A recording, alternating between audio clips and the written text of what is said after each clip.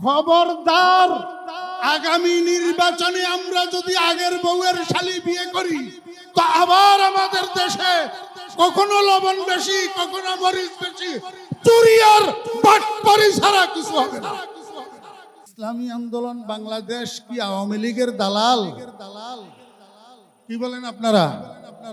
আওয়ামী লীগকে এদেশ থেকে বিতাড়িত করার জন্য বৈষম্য বিরোধী ছাত্র আন্দোলনের সাথে ঐকমত্য পোষণ করে ৪৪ ধারা ভঙ্গ করে মিছিল নিয়ে বের হয়েছেন আমাদের প্রাণপ্রিয় নেতা সৈয়দ মোহাম্মদ ফয়জুল করিম দামাত বরকাতুহু। কিন্তু আমরা ইতিমধ্যে দেখতে পাইতেছি ফেসবুকের মধ্যে এক বেয়াদব তার আইডি থেকে প্রতিনিয়ত প্রচার করতেছে ইসলামী আন্দোলন আওয়ামী লীগের দালাল। এর থেকে আমরা যেন প্রতারিত না হই।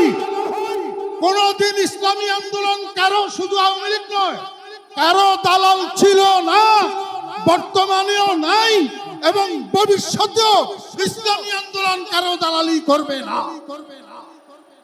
শুধু একটা কথা বলে আমি শেষ করতেছি, আমার সময় ৩ মিনিট। এক ভাই বিয়ে করছেন, ওনার বউটা মারা গেছে। এখন বউ মারা যাওয়ার পরে উনাকে সবাই বলতেছে ওনার একটা শালি আছে, শালিটা বিয়ে করার জন্য। তো উনি বলতেছেন যে আমি শালিটা বিয়ে করব না, কারণ আমার বউ যেটা মারা গেছে সেটাও তরকারি রান্না করতে জানে না, একদিন লবণ বেশি, একদিন মরিচ বেশি। এখন যদি শালি বিয়ে করি তো এটাও তরকারি রান্না করতে জানবে না, একদিন লবণ বেশি, একদিন মরিচ বেশি হবে।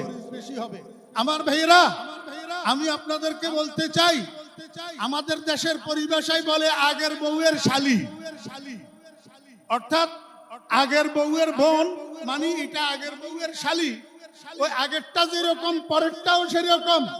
খবরদার, আগামী নির্বাচনে আমরা যদি আগের বউয়ের শালি বিয়ে করি তো আবার আমাদের দেশে কখনো লবণ বেশি, কখনো মরিচ বেশি, চুরি আর বাটপারি ছাড়া কিছু হবে না।